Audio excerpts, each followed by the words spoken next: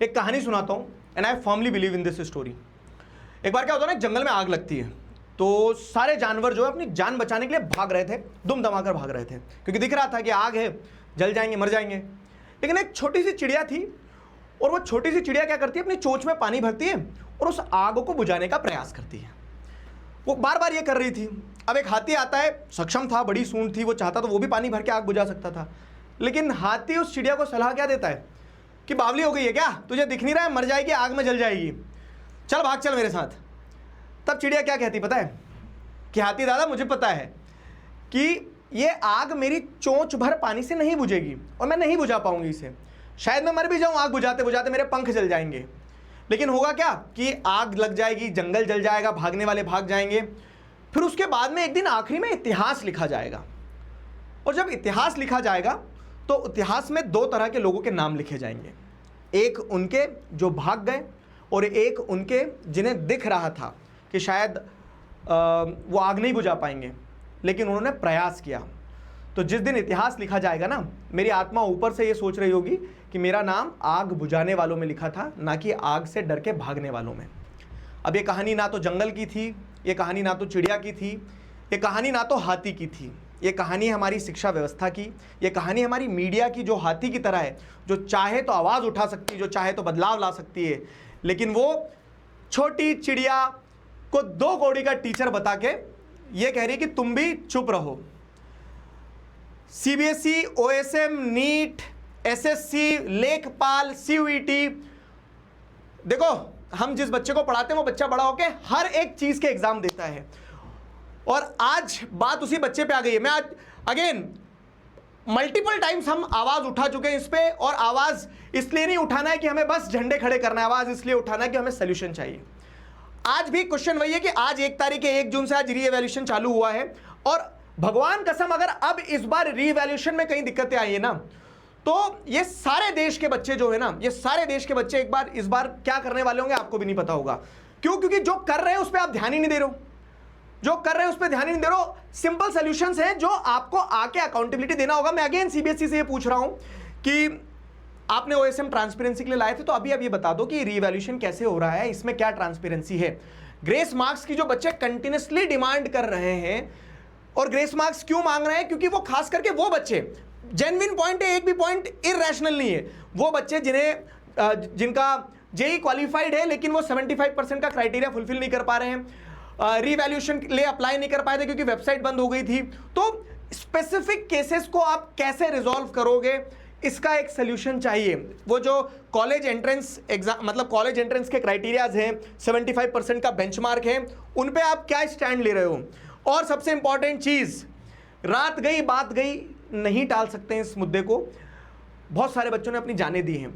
हमें देखा एक 17 साल का लड़का पूरे रिकॉर्ड के साथ में आपको प्रूफ दे रहा है कि किस तरह से सीबीएसई ने, जो वेंडर है, उस वेंडर के साथ में ट्रांसपेरेंसी नहीं थी। कोएम्ट का ट्रैक रिकॉर्ड उठा के देख लो, उसने आंध्र प्रदेश में कई बार ये गड़बड़ी करी है, कई बच्चों आहुति दे चुके हैं, कई बच्चे अपनी जानों की इस इंस्टीट्यूशन के चक्कर में जिसने ये ओएसएम का बवाल खड़ा किया है, लेकिन उसके बावजूद भी उसे टेंडर मिल रहा है। तो पॉइंट ये है कि आप चीजों को नेग्लेक्ट नहीं कर सकते हो ना। तो ये जो गड़बड़ हुआ है, इतने सारे बच्चों की जाने गई हैं, इसकी अकाउंटेबिलिटी कौन लेगा? इसके लिए पनिश किसको करोगे आप कंपनी को पकड़ो, आप नेता को पकड़ो, आप किसी को पकड़ो, लेकिन कोई तो अकाउंटेबिलिटी ले। ऐसे ही आप इग्नोर नहीं कर सकते हो ना। तो आप सॉल्यूशंस दो, अकाउंटेबिलिटी लो। और तीसरी चीज इसके बाद में कि हमें मिलके सॉल्यूशंस निकालना है। हम सब एक बस में बैठे हैं, वो बस जा रही है, खाई में गिरने वाली है, ये तय है, लेकिन हम उस बस के अंदर बैठ के एक दूसरे की सीट के लिए लड़ रहे हैं। मीडिया टीचर्स को गलत बोल रहे हैं। जो टीचर्स ऑफलाइन स्कूल में हैं, उनको एक टूल किट थमा दी गई है, बोल दिया गया है कि आपको बस यही स्क्रिप्ट बोलना है, नहीं तो आपकी नौकरी पे बात आ जाएगी। और हम आपस में डैमेज कंट्रोल पे लगे हैं। ये नहीं देख रहे हैं कि जो सबसे बड़ा डैमेज है कि वो पूरी की पूरी बस खाई में गिर जाएगी, फिर खा लेना अपनी सीट को, खा लेना अपनी बस को। सॉल्यूशन और पॉजिटिव अप्रोच के साथ में आगे बढ़ना होगा कि जिससे आप जो प्रॉब्लम्स दिख रहे हैं उन प्रॉब्लम्स का कहीं हल निकाल पाओ। लेकिन नहीं, एक दूसरे को डैमेज कंट्रोल करना है। दीदी आप पे भी आता हूं, मोस्ट अवेटेड पार्ट। आप कह रहे हैं कि 2 कौड़ी के टीचर्स हैं, इन्हें बस सिर्फ बोलना होता है, कुछ व्यूज से पॉपुलैरिटी मिल गई है। एक चीज बताता हूं कि हमें टीआरपी की जरूरत नहीं पड़ती है, हमें चिल्ला चिल्ला कर किसी भी जो कोई मुद्दा नहीं है उस मुद्दे को बनाने की जरूरत नहीं पड़ती है। हम सिर्फ आते हैं, क्लास में खड़े होते हैं और पढ़ाते हैं। लेकिन जो टीआरपी का काम करते हैं, जो चिल्ला चिल्ला के काम करते हैं, उन्हें आज ये दिख रहा है कि टीचर्स आवाज क्यों उठा रहे हैं। और टीचर्स आवाज हम नहीं उठाएंगे, बिल्कुल, हमें हमारा काम पढ़ाने का है।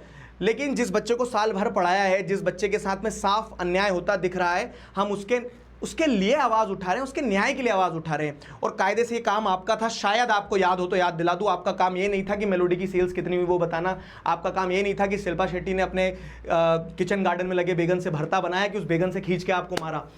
आपका काम ये था आपको बताना है कि हजारों बच्चे 50 डिग्री के तपते तापमान में रोड पे उतर के प्रोटेस्ट कर रहे हैं। आपका काम ये था कि आपको बताना था कि पेपर लीक हुए हैं। आपका काम ये था कि आपको बताना था कि ओएसएम सिस्टम फेलियर है। लेकिन एक डिबेट नहीं हुई इस पे। आपका काम ये नहीं था कि आप आके ये बोलो कि टीचर्स 2 कौड़ी के ये क्यों आवाज उठा रहे हैं। आवाज उठाएंगे हम, किसी से डरते नहीं है कि जो हम आवाज रुक जाए। और मैं हमेशा से कहता आया हूं क्या कि एक रीढ़ विहीन शिक्षक जो है, एक डरा हुआ शिक्षक जो है, एक ऐसा समाज बनाएगा जो समाज आगे कभी अपने पैरों पे खड़ा नहीं हो पाएगा। अब मेरी एक रिक्वेस्ट है यहाँ पे, क्या देखो, मैं इस पॉइंट पे कुछ कहना नहीं चाहूंगा। क्यों? क्योंकि उन्हें भी रियलाइज होगा कि फ्लो में बोल तो गई। क्यों? क्योंकि उन्हें तो आदत है ना। स्क्रिप्ट दीदी के पास भी आई थी और स्क्रिप्ट में सिर्फ इतना ही आया था कि जो प्रिंसिपल्स और टीचर्स ने बोला कि ओएसएम बढ़िया, उतना ही बोलना है।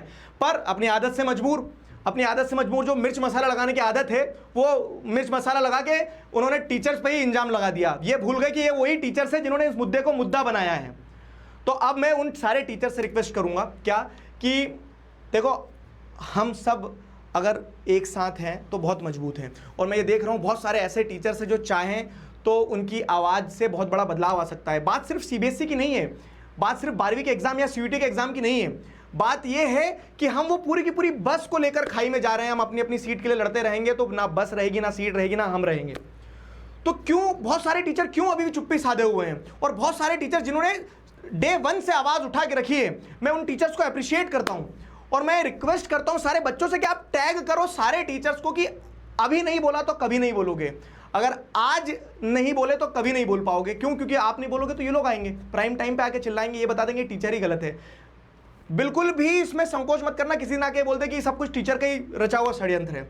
हम किस तरफ जा रहे हैं ये सवाल है, हम किस तरफ जा रहे हैं सवाल है। तो मेरा रिक्वेस्ट है सारे टीचर्स से, ये वीडियो में स्पेशली टीचर्स के लिए बता रहा हूं कि आज नहीं बोले तो कभी नहीं बोल पाओगे।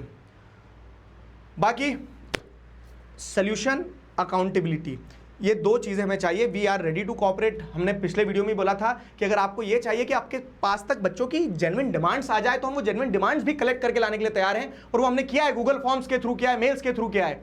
आप उन डिमांड्स को एड्रेस तो करो। We are ready to sit and negotiate, we are ready to discuss. CBSE लेकिन इस प्रॉब्लम का सोल्यूशन निकाले। और ये सिर्फ सीबीएसई तक अब सीमित नहीं रहेगा, ये पूरे एजुकेशनल लेवल पे एजुकेशनल डिपार्टमेंट को सोचना होगा।